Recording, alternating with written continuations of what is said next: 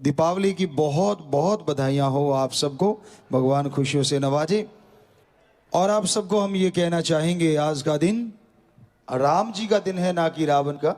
Mostly आज दुनिया में लोग रावण के ज़्यादा वंशज लग रहे हैं, जबकि हैं हम उस राम के वंशज। ओम हरि अल्लाह गॉड खुदा रब के वंशज। क्योंकि आज के दिन हमने अपनी आंखों से देखा है, लोग नशा करते हैं, पार्टियां देते हैं जिसमें तरह तरह के नशे चलते हैं, जुआ खेला जाता है, इसे कहते हैं इंजॉयमेंट। बड़ा दर्द होता है। यह दिन मनाया गया था कि आज श्री राम जी बुराई पे जीत हासिल करके, बुराइयों का खात्मा करके अयोध्या नगरी में पधारे थे और लोगों ने घर घर दिए जलाए थे। तो आप सबसे हमारी हाथ जोड़ के यही प्रार्थना है कि आप अपने अंदर की बुराइयों को आज के दिन जरूर छोड़ें। ज्यादा नहीं तो कम से कम 2-4 एकांत में बैठ जाइए, 5-7 मिनट अपने बारे में सोचिए, अपनी लाइफ के बारे में सोचिए जो गुजर चुकी है। तो यकीन मानो आपको जरूर पता चलेगा कि हाँ, मेरे में ये गलत आदत है, मेरे में ये सही आदत है, मेरे में ये अवगुण है। गुण तो आप देखती रहते हो और गाते भी रहते हो खुद के, लेकिन अवगुण जो छुपे हुए हैं आपके अंदर, किसी किसी को पता होगा, या तो आपके माँ बाप या परिवारजन या यार दोस्त, पर पूर्णतः तो आपको पता है कि आपके अंदर कौन सी बैड हैबिट्स हैं, कौन सी बुरी आदतें हैं। तो आज जरूर आपसे गुजारिश है, प्रार्थना है कि आप अपनी 1 या 2-3 बुरी आदतों को छोड़ने का प्रण करें, तो ये होगी आपके लिए सच्ची दिवाली। तो ये है हमारे त्योहार का असली रूप। क्या करते हैं हम लोग? अपने घरों को रंग रोगन करते हैं, घरों की सफाई करते हैं। यह साइंटिफिक सच्ची और अच्छी बात है, क्योंकि इस दिन आप सफाई करेंगे, रंग रोगन करेंगे। सफाई करने से बहुत से बैक्टीरिया वायरस, पहले चूना किया करते थे, और चूना बहुत अपने आप में महत्व रखता है कि बहुत से बैक्टीरिया वायरस को खत्म कर देता है। तो जो भी कलर आप करते हैं या सफाई करते हैं, तो आपकी सेहत के लिए नहीं, पूरे समाज के लिए वो अपने आप में एक बहुत बड़ा तोहफा है, जो ये दिवाली के दिन श्री राम जी ने इनडायरेक्टली हम लोगों को दे दिया।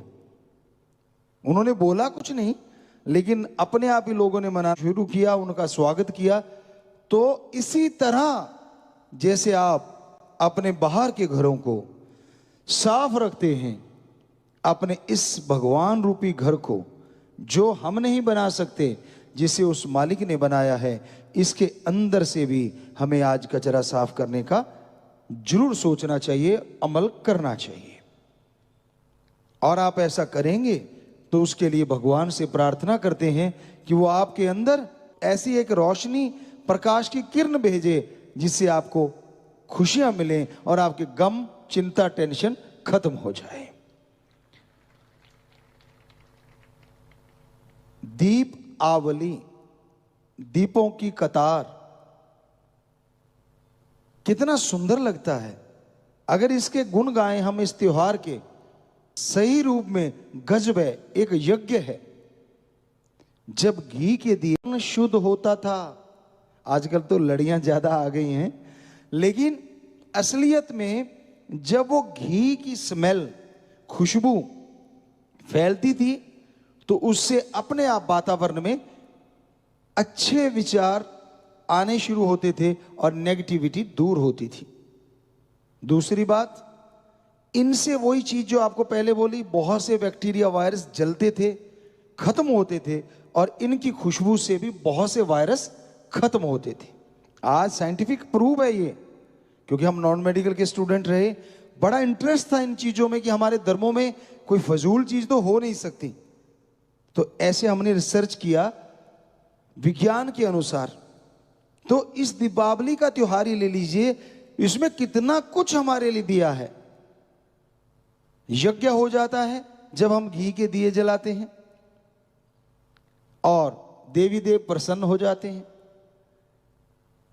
ओम जो सबको बनाने वाला है, एक ओंकार कह लो, ला इलाहा इल्लल्लाह, अल्लाह ताला एक है, ये कह लो, द सुप्रीम पावर गॉड, कोई भी नाम ले लो, वो है एक ही, तो वो तो खुश होगा ही होगा। और इस दिन आपने देखा होगा, हम मिठाइयों का आदान प्रदान करते हैं, आदान प्रदान करते हैं, एक दूसरे को देते हैं कि दिवाली देने आए हैं जी।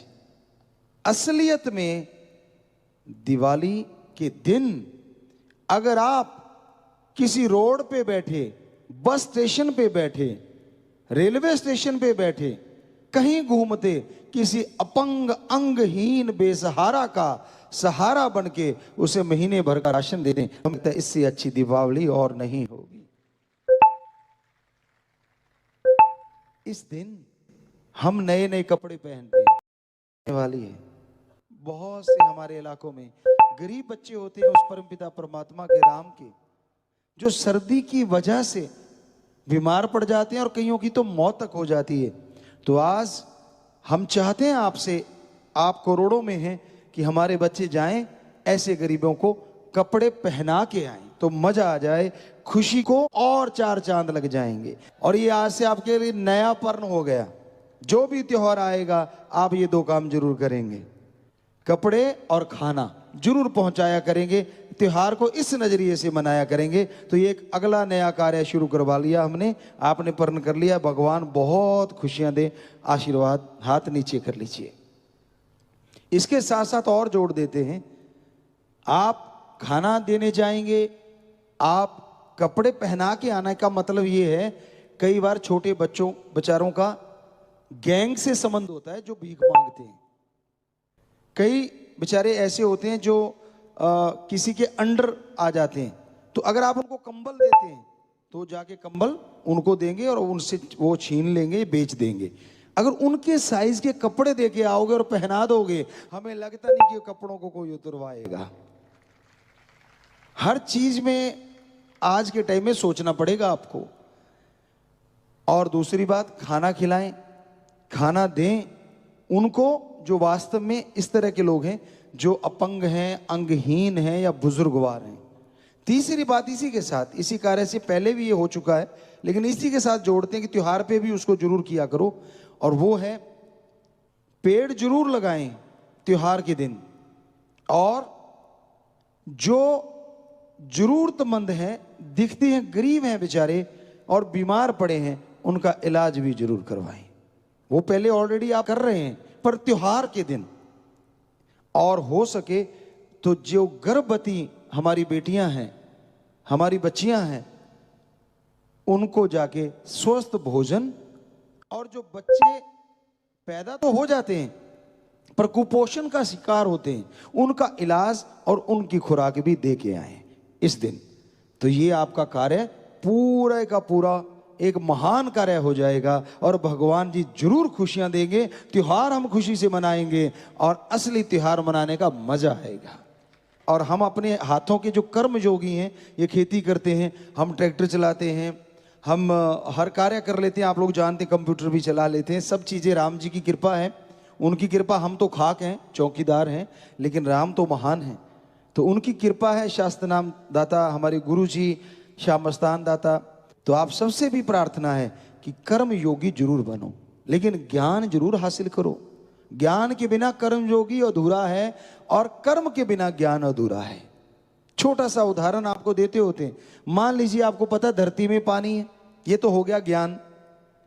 धरती के ऊपर बैठो, पालथी मार ली, हाथ जोड़ लिए, भगवान को बोलने लगे, भगवान पानी निकाल, पानी निकाल, पानी निकाल, निकल पानी, निकल पानी, तो क्या पानी निकल आएगा?